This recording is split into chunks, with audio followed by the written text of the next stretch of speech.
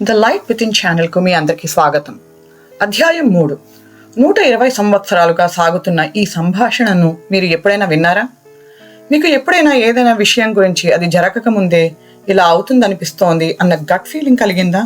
ఒక వ్యక్తిని మొదటిసారి కలుస్తున్నారు, అందరూ ఆ వ్యక్తి గురించి గొప్పగా చెప్తున్నారు, కానీ అందరికీ భిన్నంగా ఆ వ్యక్తిని కలవగానే ఏదో తేడా కొట్టడం, లేదా ఒక రంగంలో ఎంతో పేరున్న మనిషి చెప్పినా ఆ సిద్ధాంతం తప్పనిపించడం లాంటివి ఎప్పుడైనా అనిపించాయా? తరువాత మీకు అనిపించిందే నిజమవ్వటం లాంటివి జరిగాయా? దాన్ని మనం ఇంట్యూషన్ అంటాం. అయితే ఆ ఆలోచన మనకు ఎక్కడి నుంచి పుట్టింది అన్నది పక్కన పెడితే, విజ్ఞాన శాస్త్రంలో ప్రధాన సూత్రం ప్రశ్నించడం. ఇది ఉంటేనే సైన్స్ కానీ మన నాగరికత కానీ పురోగమిస్తుంది. నేను మొదటిసారి మెదడు చైతన్యాన్ని ఉత్పత్తి చేయకుండా దాన్ని ఫిల్టర్ చేస్తుందేమో అనే ఆలోచనను పరిశీలించడం ప్రారంభించినప్పుడు నా మొదటి స్పందన, ఇది ఆసక్తికరంగా ఉంది, కానీ ఇది నా వ్యక్తిగత ఆలోచన మాత్రమేనా? దీనికి నిజంగా మేధో బలం ఉందా? నేను రీసెర్చ్ చేయగా కనీసం నాకు 6 మేధావులు కనిపించారు.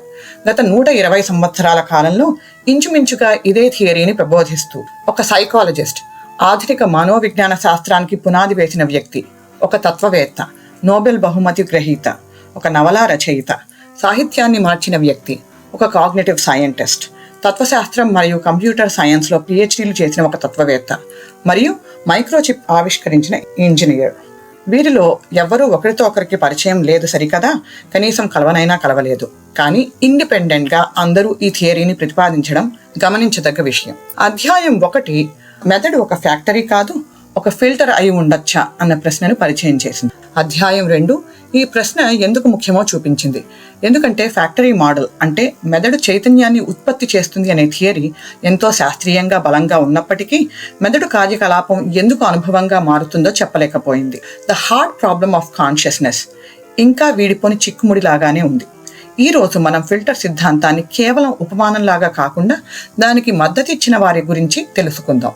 మొదటి వ్యక్తి విలియం జేమ్స్, 1898. విలియం జేమ్స్ 1800 చివరిలో ఆధునిక సైకాలజీని నిర్మించారు. ఆయనది కఠినమైన శాస్త్రీయ దృక్పథం, ఉన్నత శాస్త్రీయ ప్రమాణాలు కలిగిన వ్యక్తి. నిరూపించబడని ఎంత పెద్ద సిద్ధాంతాన్నైనా తోసిపుచ్చేవారు. 1898లో హార్వర్డ్లో ఒక లెక్చర్లో ఆయన ట్రాన్స్మిషన్ థియరీ ఆఫ్ మైండ్ను ప్రతిపాదించారు. ఆయన మెదడుని ఒక పట్టకం అంటే ప్రిజంతో పోల్చారు. పట్టకం ఎలా అయితే కాంతిని ట్రాన్స్మిట్ చేస్తుందో, మెదడు కూడా చైతన్యాన్ని ఉత్పత్తి చేయడం బదులు ప్రసారం చేస్తుందని విశ్లేషించారు. ఇది మిస్టిసిజం లేక ఆధ్యాత్మికమైన కోణం నుంచి వచ్చిందో కాదు, శాస్త్రంలో ఉన్న గ్యాప్స్ నుంచి వచ్చిన ఆలోచన. ఆధునిక సైకాలజీ స్థాపకులు మెదడు ఒక రిసీవర్ కావచ్చని అనుకున్నారు, కానీ దాన్ని ఎవరూ పెద్ద సీరియస్గా తీసుకోలేదు. రెండవ వ్యక్తి హెన్రీ బర్గ్సన్. హెన్రీ బర్గ్సన్ 1927లో సాహిత్య రంగంలో నోబెల్ బహుమతి గెలుచుకున్నారు. ఆయన ఆలోచన, మెదడు మన అనుభవాన్ని సృష్టించదు, వాటిని కేవలం పరిమితం చేస్తుంది. మనం సాధారణంగా అనుభవించే దానికంటే చాలా పెద్ద అనుభవ ప్రవాహానికి ఎక్స్పోజ్ అయినట్టయితే ఇబ్బంది, కాబట్టి మెదడు దాన్ని రోజువారీ జీవితానికి అవసరమైన స్థాయికి కుదిస్తుంది. మూడవ వ్యక్తి Aldous Huxley. Aldous Huxley Brave new world రచయిత. ఆయన మెదడును రెడ్యూసింగ్ వాల్వ్ అంటే నియంత్రించే కవాటంగా వర్ణించారు. మనస్సు దాని సహజ స్థితిలో చాలా పెద్ద అవగాహనకు యాక్సెస్ కలిగి ఉండవచ్చు. ఒక కవాటం నీటి ప్రవాహాన్ని ఎలా నియంత్రిస్తుందో, గంగ లోకాల్ని ముంచివేయకుండా శివుడు తన జటాజూటంలో ఎలా నియంత్రించాడో, అలాగే మన మెదడు కూడా సృష్టిలో ఉన్న అనుభవాల గంగలో మనం కొట్టుకుపోకుండా, అంటే ఓవర్వెల్మ్ కాకుండా మనకి ఎంత అవసరమో అంతవరకే అందిస్తుంది. నాలుగవ వ్యక్తి డొనాల్డ్ హాఫ్మన్. డొనాల్డ్ హాఫ్మన్ ప్రస్తుతం UC Irvineలో కాగ్నిటివ్ సైంటిస్ట్. ఆయన ఇంటర్ఫేస్ థియరీ ఆఫ్ పర్సెప్షన్ను ప్రతిపాదించారు. డార్విన్ ప్రతిపాదించిన పరిణామ క్రమం ప్రకారం విశ్వంలో ఉన్నదంతా అనుభవంలోకి వస్తే మనుగడ సాధించడం కష్టం, కాబట్టి మన మెదడు మన జీవనానికి ఉపయోగపడే మేరకు మాత్రమే చూపించి భ్రమింపచేస్తుంది. ఉదాహరణకి, కంప్యూటర్లో మనం ఫైల్స్ ఒక ఫోల్డర్ నుంచి ఇంకొక ఫోల్డర్కి మార్చినప్పుడు మనకి ఫైల్ కదిలి ఇంకొక ఫోల్డర్లోకి పడ్డ అనుభవం కలుగుతుంది. కానీ ప్రపంచంలో మనం వస్తువులను జరిపినట్టు కంప్యూటర్లో ఉన్న ఆ ఫైల్ భౌతికంగా నడుచుకుంటూనో ఎగురుకుంటూనో వెళ్ళట్లేదు. అది ఆపరేటింగ్ సిస్టమ్ మనకి కలిగించే భ్రమ మాత్రమే. హాఫ్మెన్ దృష్టిలో మన మెదడు కూడా ఇదే పనిచేస్తోంది. ఐదవ వ్యక్తి బెర్నార్డో కాస్ట్రప్. బెర్నార్డో కాస్ట్రప్ తత్వశాస్త్రం మరియు కంప్యూటర్ సైన్స్లో PhDలు కలిగిన వ్యక్తి. ఆయన అనలిటికల్ ఐడియలిజం ప్రతిపాదించారు.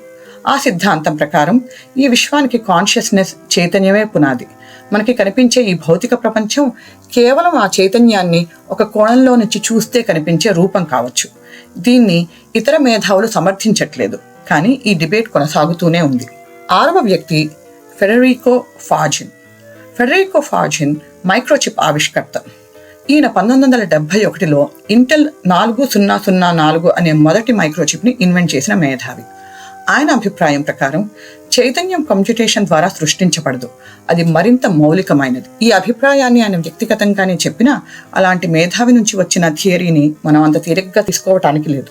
చివరిగా ముగించే ముందు వివిధ రంగాలకు చెందిన 6 మేధావులు 1898 నుండి ఇప్పటి వరకు నడుస్తున్న డిబేట్, వేర్వేరు మార్గాలు, కానీ చాప్టర్ 1లో ఇంట్రడ్యూస్ చేసిన బ్రెయిన్ ఫిల్టర్ థియరీని సమర్థించే వ్యూ పాయింట్స్ వీళ్ళు చెప్పారు.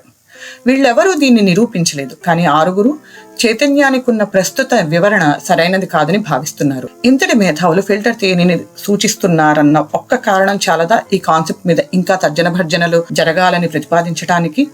వచ్చే అధ్యాయంలో మెదడు నిజంగానే ఫిల్టర్ అయితే దానికి దెబ్బ తగిలితే ఏమవుతుందో తెలుసుకుందాం.